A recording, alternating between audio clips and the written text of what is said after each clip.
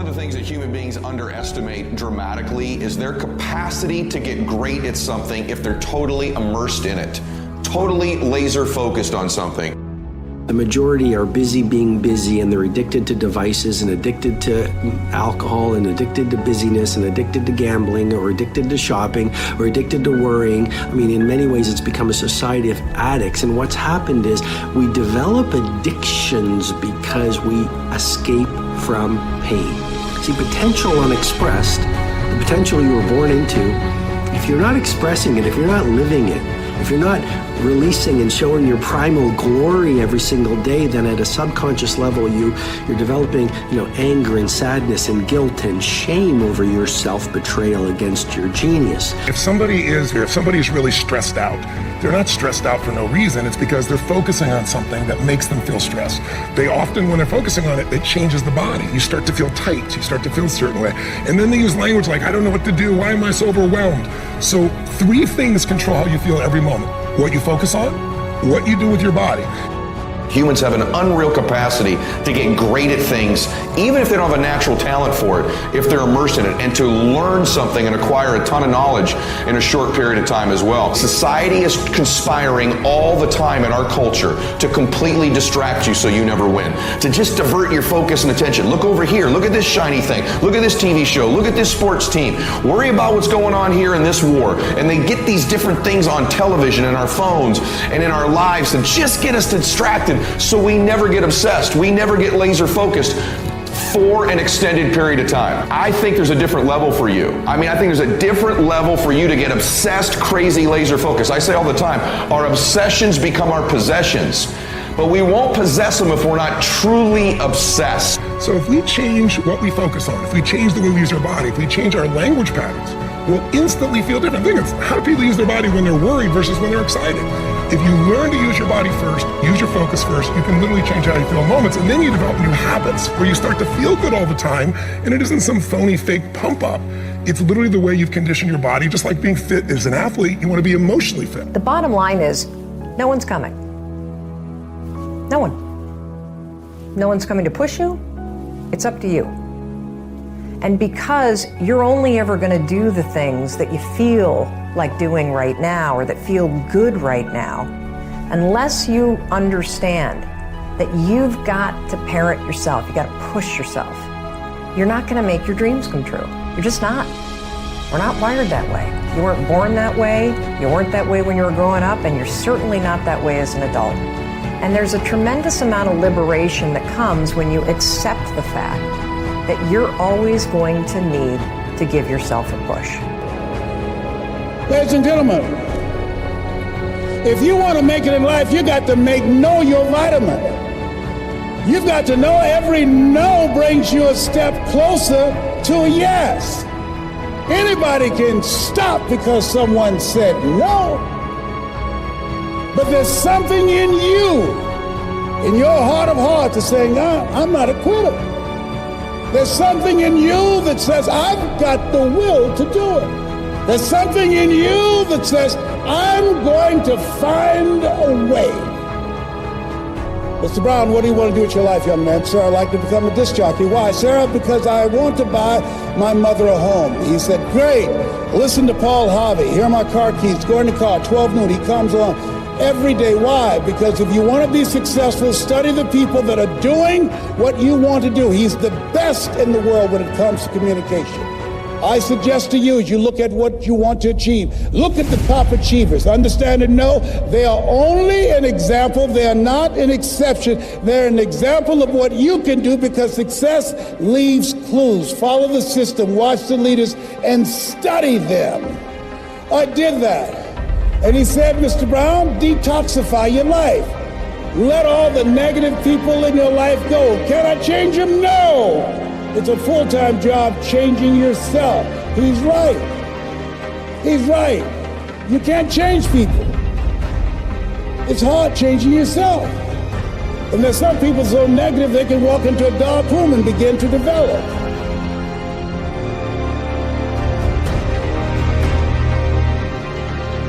He said, practice OQP, only quality people.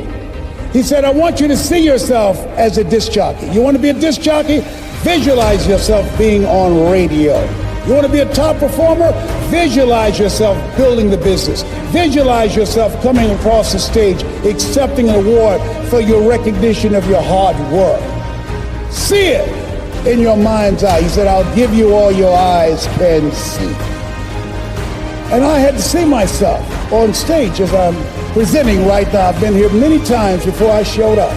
In my mind, all your goals are achieved twice. First, in the mind, then, and without. And then finally, he said, Mr. Brown, I said, yes, sir. You want to be a disc jockey? Yes, sir. He said, you got to be hungry. I said, why do you keep saying that? He said, people that are hungry are relentless. People that are hungry are unstoppable. People that are hungry, no excuse is acceptable. I said, sir, I'm hungry to take care of my mother. All my life, people have always compared me to my brother because I'm not smart like him. It takes me longer to get things than most people. I have to hear it again and again. But once, I got it, sir. I got it. You're the only person that never called me stupid or dumb. You never called me DT, the dumb twin. You look at me like I'm somebody. I've never had a father.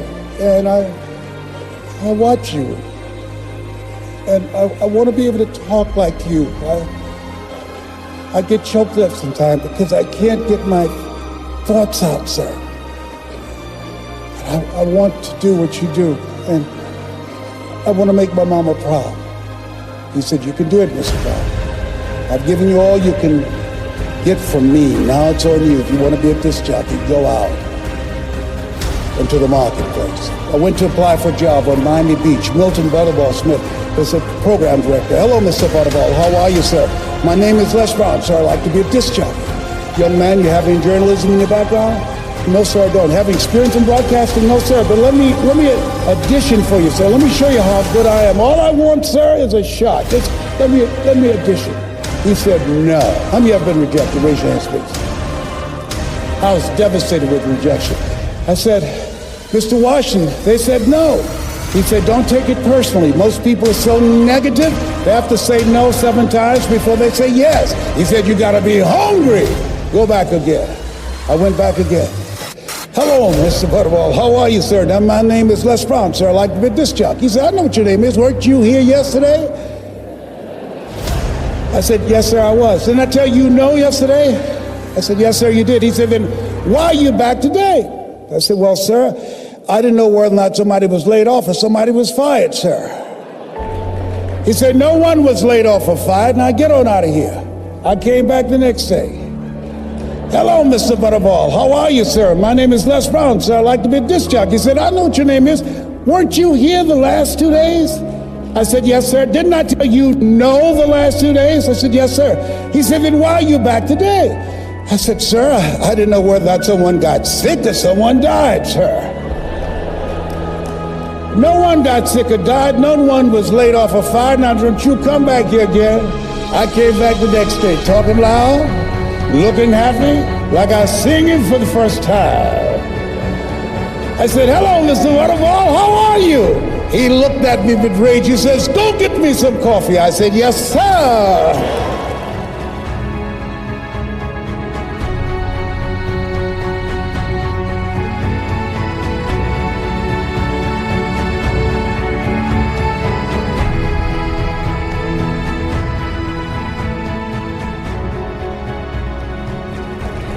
As you think about your goals and dreams, you've got to know your vitamin. I became the errand boy for the disc jockeys. I'd go get their lunch and their dinner, and I'd stand in the control room watching them.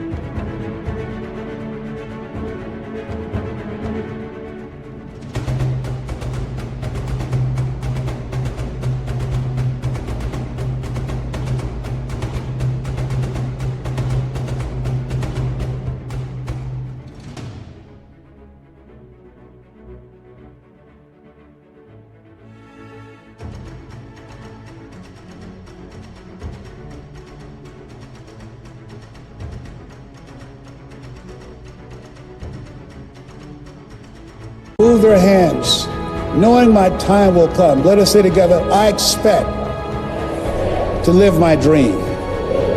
I began to serve them. My favorite book says the greatest among you will be your servant. Learn how to be a good servant. And so pretty soon, I was, write this down, building a relationship. People build relationships with people they know, like, and trust, and have proven themselves. And they said, look here, young boy, who cleaned my car today? I did, sir. How much do I owe you? Nothing, sir. You cleaned it inside and out and waxed it, yes. I don't owe you anything? No, sir. I just wanted to help out. Write this down. Give before you ask. I was giving service. I was giving service first. He said, whoa. Yeah, Donna Ross and the Supremes are coming to town, the Four Tops and the Temptations. Here are my car keys. Pick them up and take them to the Fontainebleau Hotel on Miami Beach. I said, be my pleasure to serve you, sir. I would drive these entertainers all over Miami Beach in the disc jockeys' big long Cadillacs. I didn't have any driver's license, but I was driving like a handsome. Then one day, it was a Saturday afternoon, a disc jockey by the name of Rockin' Roger was drinking while he was on the air. He began to slur his words. He got so drunk.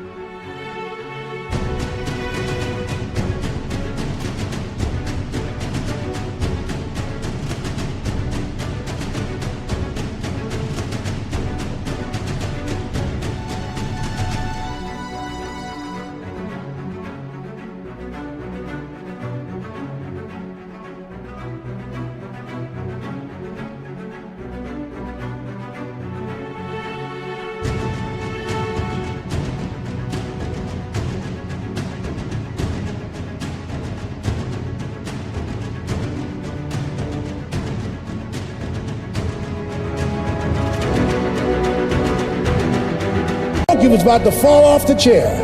It was a Saturday afternoon, and I was the only one there, looking at him through the control room window, walking back and forth, young, ready, and hungry.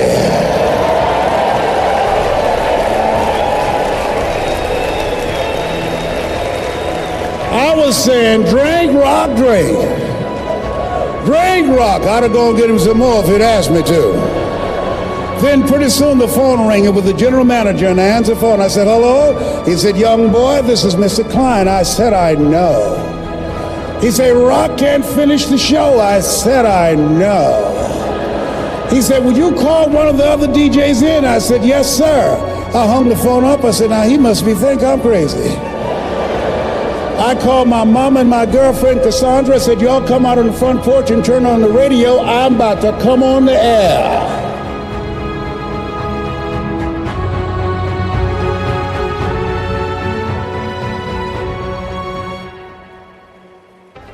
I waited for about 20 minutes, and I called him back and said, Mr. Klein, I can't find nobody. He said, young boy, you know how to work the controls? I said, yes, sir. He said, go in there and segue the record. Don't you say nothing here. I said, yes, sir. I couldn't wait to get old Rock out of the way. I put on a fast record. I said, look out, this is me, LB Triple P. Les Brown, your platter playing papa. There were none before me, and there will be none after me. Therefore, that makes me the one and only. Young and single and love to mingle, certified, bona fide, indubitably qualified to bring you satisfaction and a whole lot of action. Look out, baby, I'm your love man. I was hungry. I was hungry. I was hungry. Shake someone's hand and say, you gotta be hungry. Shake someone's hand and say, you gotta be hungry. You gotta be hungry. So I'd like to leave this with you. I don't know what you want to do, but I believe that Zig was right. You give enough people what they want, they will give you what you want. I believe Jim Rohn was right. When the end comes to you, let it find you conquering the new mountain, not sliding down an old one. I believe Earl Nightingale was right. All of us are self-made, but only the successful will admit it. I believe that Dr. Peel was right. Always strive to get on top in life because the bottom is overcrowded. I believe Mike Williams is right. If you do what is easy, your life will be hard. But if you do what is hard, your life will be easy. So I dedicate this to you, to the dreamer in you. Something my mother used to love to hear me say. Leslie, yes ma'am, mama. Say that thing for me, boy, that makes me feel good. I dedicate this to you. Because it's one thing to be in the business, but there's something else when the business is in you. You're here because it's in you. It's in your heart. It says simply this: if you want a thing bad enough to go out and fight for it, to work day and night for it, to give up your time, your peace, and your sleep for it, if all that you dream and scheme is about it, and life seems useless and worthless without it, and if you gladly sweat for it and fret for it and plan for it, and lose all your terror of the opposition for it, and if you simply go after that thing that you want with all of your capacity, strength and sagacity, faith, hope, and confidence, and stern pertinacity, if neither cold poverty, famish, or gall, sickness or pain of body and brain can keep you away from the thing that you want, if dogged and grim you besiege and beset it, with the help of God, you'll get it.